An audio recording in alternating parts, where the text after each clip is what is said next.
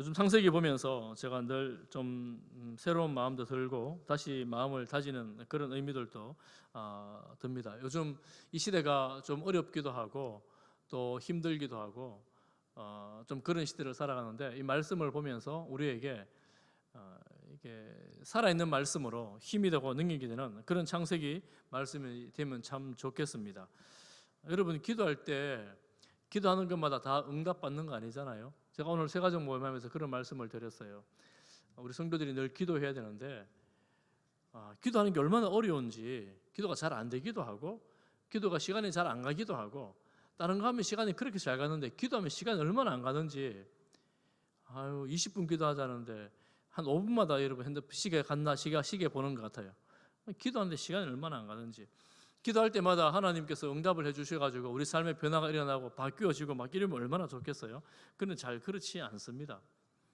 지금 특히 어려운 시대를 살아가면서 변화가 잘 없습니다. 오히려 여러분 경기 전망 들어보시면 더 안 좋아질 거라 그러고, 또 물가는 더 올라간다 그러고, 금리는 더 올라가고, 이거 뭐 참 힘든 시대를 우리가 살아가야 되는 그런 때입니다. 전쟁이 좀 빨리 끝이라도 나면 좀 나아질 텐데 끝날 기미는 잘 보이지도 않고, 뭐 그런 시대를 우리가 살아가고 있습니다. 그런 시대에 우리가 어떤 마음을 가져야 할까라는 것을 오늘 말씀을 보면서 좀 보려고 합니다. 창세기에는 족보가 많이 나옵니다. 창세기는 시작의 책이기 때문에 시작하고 역사의 흐름을 보여주는 건 여러 가지 방법이 있는데 족보만큼 또 좋은 게 없는 것 같아요. 시작부터 일관되게 쭉 흘러가는 역사가 있으니까 족보가 여러 번 나옵니다. 앞에 10장에도 족보가 나오고 11장에도 족보가 나옵니다. 10장의 족보는 노아 홍수 이후에 아무도 없잖아요. 노아 가족만 있잖아요. 다 죽고 어떻게 하나님 말씀대로 이 세상이 번성해 나갔는가, 인류가 어떻게 번성해 나갔는가를 보여주는 그런 족보라면, 오늘 우리가 보는 11장의 족보는 그 중에 한 가정을 딱 빼옵니다. 노아의 세 아들이 누굽니까? 노아의 세 아들? 셈, 함, 야벳. 바로 나오네요. 그 중에 아브라함의 조상이 누굴까요? 그 세 형제 중에 아브라함의 조상이 셈이죠. 셈 하면 아브라함이 나와요. 셈의 족보인데 그 중에 한 셈의 족보를 딱 빼가지고 오늘 11장에 나옵니다. 11장에서 셈의 족보를 쭉 내려가다가 27장을 보면 데라의 족보가 꼭 셈의 족보에서 또 나옵니다.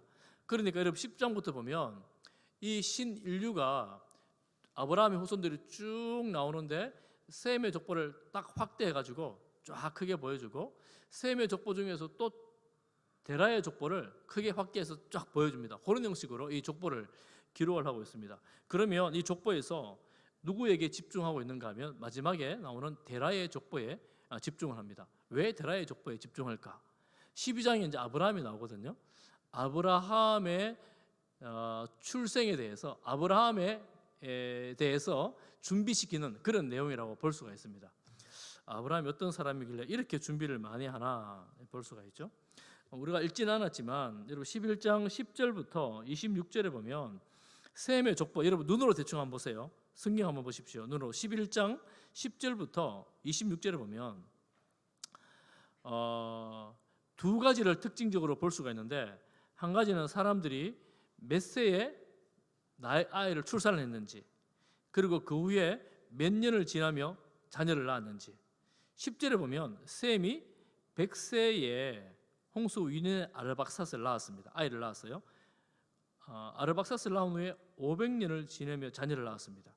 그러니까 셈은 600세를 살았다고 볼 수 있겠죠. 이런 식으로 쭉 보면, 쭉 내려와 보면 100세에 아이 낳은 사람이, 아르박삿은 35세에 아이 낳고 셀라도 30세에 낳고 뭐 430년, 403년 살고 430년 살고 209년 살고 뭐 이런 식으로 쭉 나옵니다. 조금 여러분 자세히 보시면 노아 홍수 이후에 어떤 일이 일어나는가를 알 수가 있어요. 이게 제가 서론격으로 말씀을 드린다면, 사람이 노아 홍수 전에 몇 살까지 살았을까요? 보통 평균 연령이 홍수 전에 평균 한 900세쯤 살았습니다. 제가 평균 안 내봐서 모르겠는데 한 900세 넘게 살았어요. 900 몇십 세를 다 살았습니다. 그 노아 홍수 후에 오늘 본문에 보면 이 나이가 쭉쭉쭉 떨어집니다. 예를 들어서 셈이 600세를 살았는데 맨 끝에 데라가 이 맨 끝 32절에 보면 205세가 됩니다. 그리고 노아 홍수 이전에 900세 살던 사람들이 홍수 이후에 한 10대가 지나가면서 100세로 나이가 떨어져요. 그러니까 홍수 이전에 그 자연 환경하고 홍수 이후의 자연 환경하고가 사람이 사는 조건에서 완전히 달라졌구나 하는 것을 알 수가 있습니다. 홍수 전에는 뭐가 있었을까요? 뭐가 가장 달랐을까요? 다른 점이? 홍수 전에는 하늘 위에도 물이 있었어요. 궁창 위에 하늘에 물이 있었습니다. 구름보다 더 많은 물층이 있었습니다. 그래서 이 지구가 오늘날로 보면 약간 온실 같은 그런 상태에 있었습니다. 그런데 홍수로 그 궁창 위에 있는 물이 다 땅으로 쏟아져 버렸어요. 자연 환경이 완전히 바뀐 거죠. 생명이 그리고 급격하게 줄어들었다 하는 걸 알 수가 있습니다. 출산하는 나이도 마찬가지입니다. 100세 이후로 계속 출산하던 사람들이 이제 홍수 이후로는 30대에 출산을 시작을 합니다. 그러니 사람의 생명이 줄면서 환경이 바뀌면서 출산도 이제 어쩌면 오늘날처럼 완전히 바뀌었다라는 것을 알 수가 있죠. 우리가 이제 본문에 보면서 한 가지 제가 오늘 살펴보려고 하는 것은 데라라는 사람입니다. 데라는 좀 특별한 사람인데 27절 이하에 보면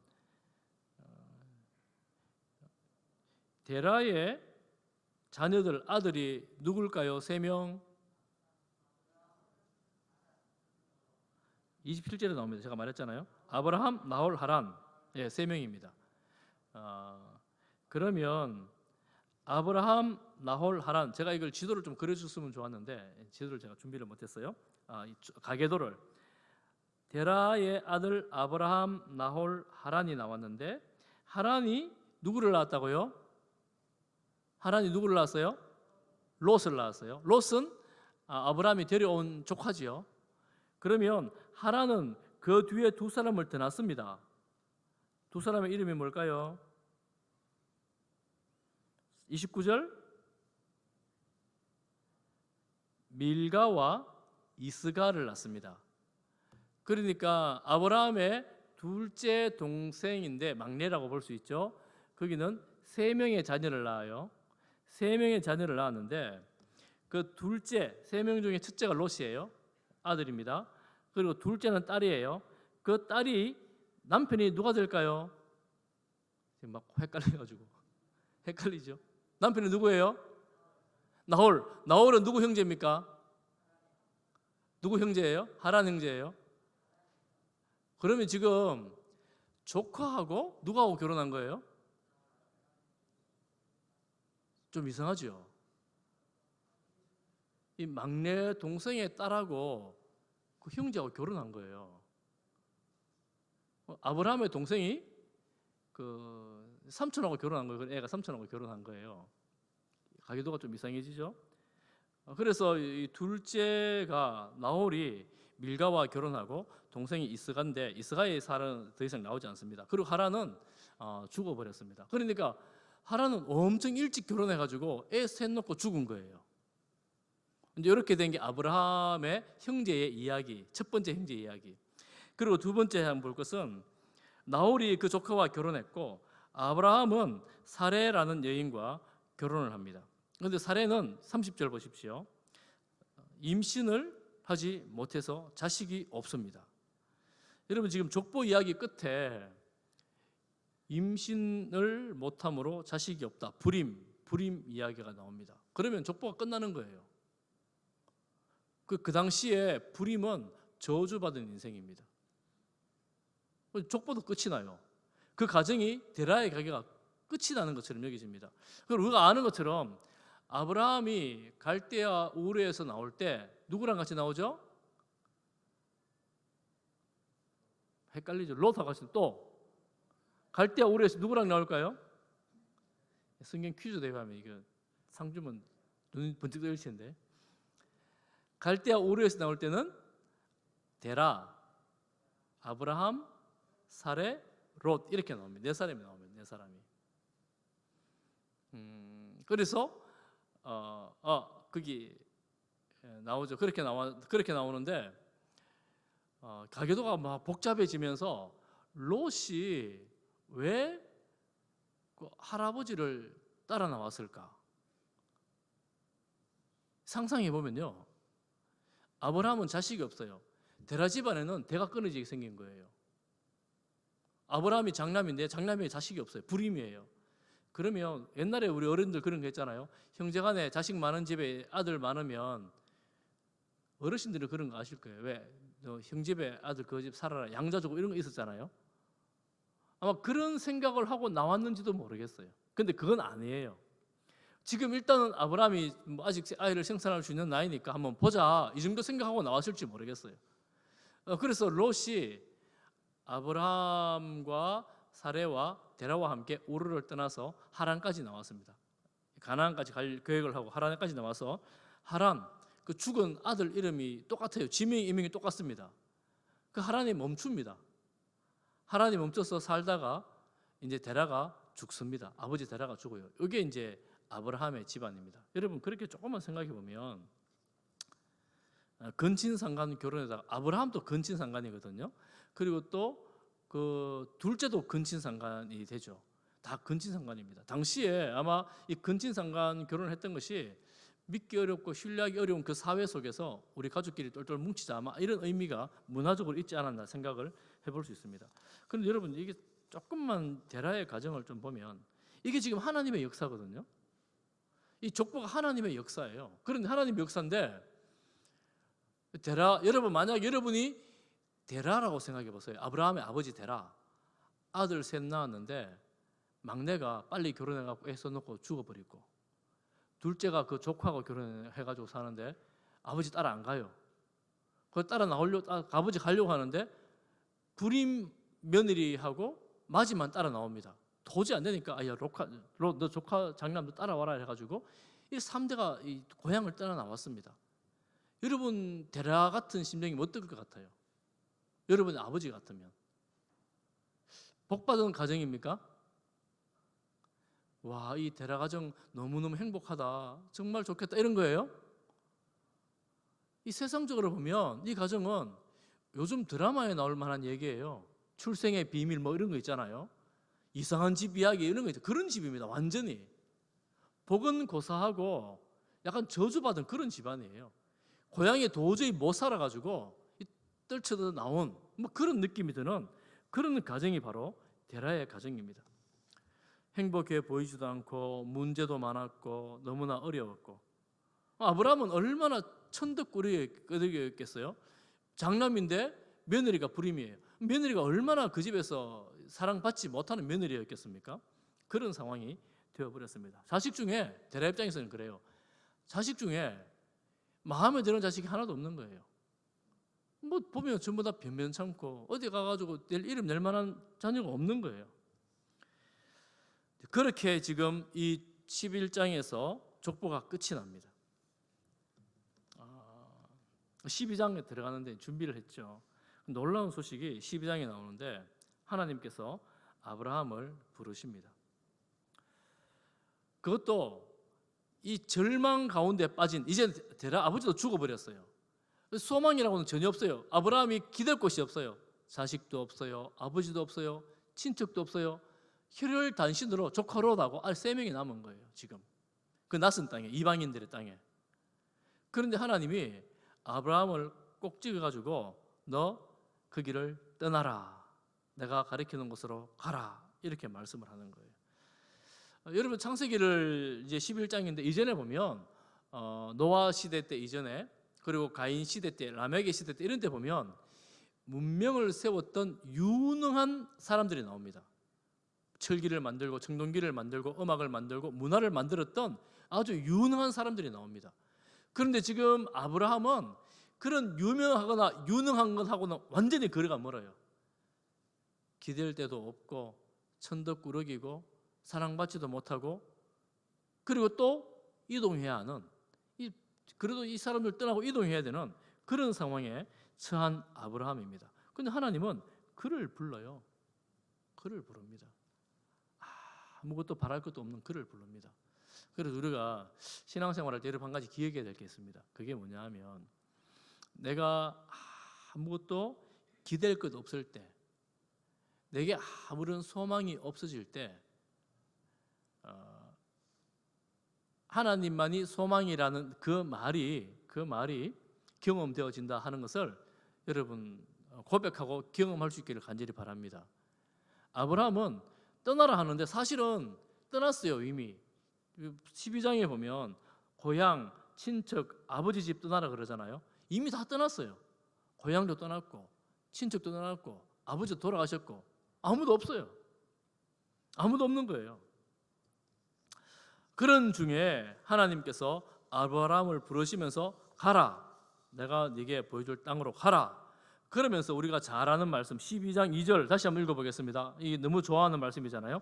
12장 2절을 같이 보겠습니다. 시작. 내가 너로 큰 민족을 이루고 내게 복을 주어 내 이름을 창대하게 하리니 너는 복이 될지라. 보시면 지금 아브라함 자식도 없잖아요. 그런데 큰 민족을 이룬대요. 그리고 창대하게 해준답니다. 아브라함이 복이라고 합니다.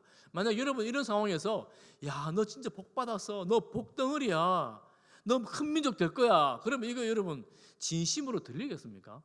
뭐 장난하는 것처럼 들리지 않겠어요? 그런데 하나님은 아무것도 없는 그에게 네가 복덩어리야, 네 자체가 복이야, 그리고 지금 아무것도 없지만 너 큰 민족이 될 거야, 이렇게 지금 하나님 말씀하고 있는 거예요.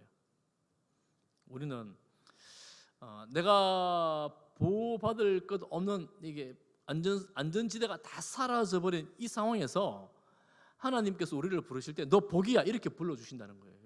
여러분 그거 기억하시기를 바랍니다.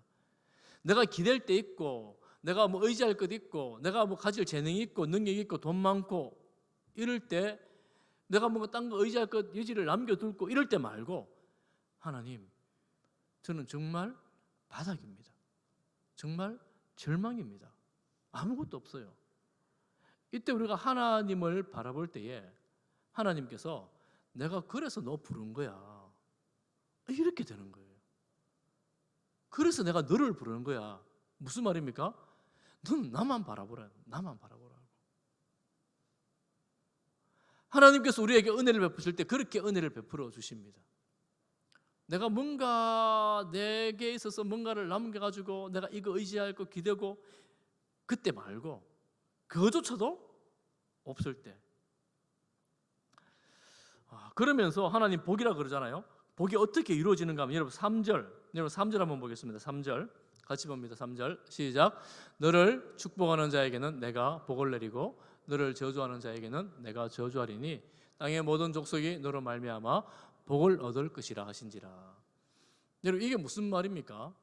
아브라함을 축복하면, 복을 빌어주면 하나님이 그에게 복을 주고, 아브라함을 저주하면 하나님이 저주해버려요. 아브라함이 저주하는 게 아니에요. 하나님이 저주해버립니다. 그러니까 땅은 이 아브라함으로 인하여 복을 받게 될 것입니다. 이게 이제 우리가 이제 메시아의 복이라는 걸 알고 있죠. 그런데 그 당시 아브라함은 이 말씀이 어떻게 적용되는가 하면, 요 뒤에 사건이 뭡니까? 가뭄이 들어가지고 아브라함이 애굽에 내려가잖아요. 애굽에 내려갔더니만 아내 사레가 너무 예쁜 거예요. 너무 예뻐서 아브라함이 걱정이 많이 됐습니다.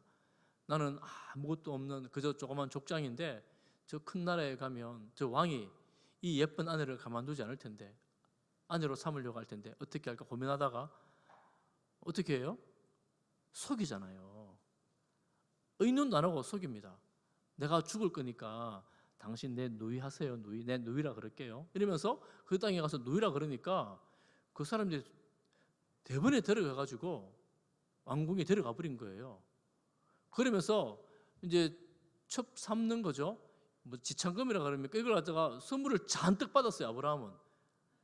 아브라함은 이 아내 팔고 선물은 엄청 받은 거예요. 지금 기분이 어떨까요? 아브라함의 기분이 어떨까요, 여러분? 상상이 되십니까? 야, 아내 팔았는데 이렇게 부자가 되니 잘 됐네 이러면서 뭐 이렇게 그런 마음 들까요?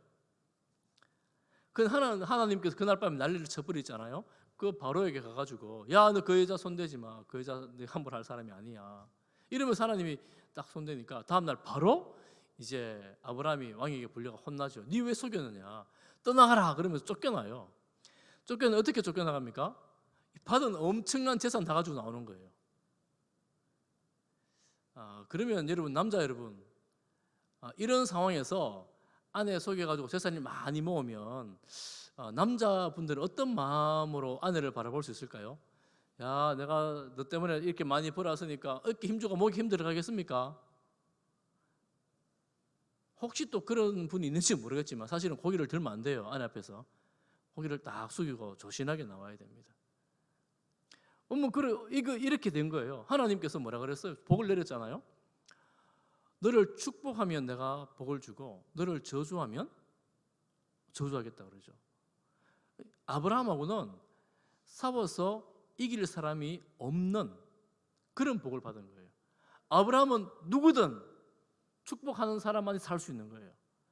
누구든 아브라함하고 대적하고 싸우면 그가 하나님 손에 저주를 받는 겁니다. 참 대단하잖아요. 그래서 아브라함이 그렇게 재물을 모으게 됩니다. 너무나 절망적인 상황이었는데 하나님은 이 아브라함에게 복을 주시면서 네가 복이고 너로 말미암아 너 후손들이 다 복을 받는다 이렇게 말씀합니다. 그러니 아브라함은 그 말씀을 듣고 순종합니다. 순종하죠. 이때 순종에 대해서 히브리서 기자가 이렇게 말합니다. 히브리서 11장 8절에 보면 우리 같이 한번 볼까요? 주석이라고 창세기의 히브리서 주석이라고 볼 수 있는데 같이 보겠습니다. 시작.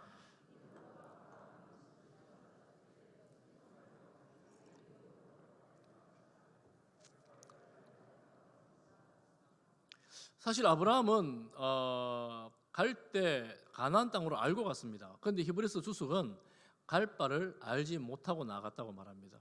아마 이어지는 구절을 자세히 살펴보면 가나안 땅에 갔을 때에 하나님께서 다시 나타나서 네가 이 땅을 차지할 것이다 이런 말씀을 하시거든요. 구체적으로 어디로 갈지에 대해서 아마 모르고 갔다 이런 의미 같아요. 그래 아브라함이 하나님 말씀을 따라서 이동을 쭉 하다가 가나안 땅에 어디쯤에 머물렀더니만 하나님이 나타나가지고 너 이 땅이 네가 얻을 땅이다 이렇게 말씀을 하시는 거예요. 그때 아브라함은 하나님께 제산을 드립니다. 제단을 샀습니다. 사랑하는 성도 여러분, 우리가 한 가지 꼭 기억할 것은 하나님께서 우리에게 복을 주셨습니다. 또 하나님께서 우리에게 복을 주십니다. 아무도 아멘 안 하시네요. 복 별로 필요 없습니까? 다 받았습니까? 다 받아가지고 복이 별로 필요 없으시면 저는 복이 아직도 필요합니다만은 어쨌거나 하나님께서 복을 주시는데 지금 당장 내 눈에 보이지 않는 거예요. 이게 이제 우리의 문제입니다. 하나님께서 지금 1절부터 3절까지 엄청난 복을 선포를 해주셨는데 아브라함 눈에는 자식도 없고 한 뼘 땅도 없습니다. 아브라함은 그냥 순종하며 갑니다. 보고 가는 게 아니에요. 보고 갈 수가 없어요. 우리 찬송 중에 보면 찬송가 545장에 보면 이 눈에 아무 증거 아니 배워도 믿음만을 가지고서 늘 걸으며 이 귀에 아무 소리 아니 들려도 하나님의 약속 위에 서리라. 눈에 안 보이는데 그리고 소리도 안 들리는데 그저 믿음만 가지고 걸어가는 겁니다. 저는 지금 이 시대가 코로나로 인해서 또한 경제적으로 몹시 어려워진 시대입니다. 모든 물가는 다 어렵잖아요.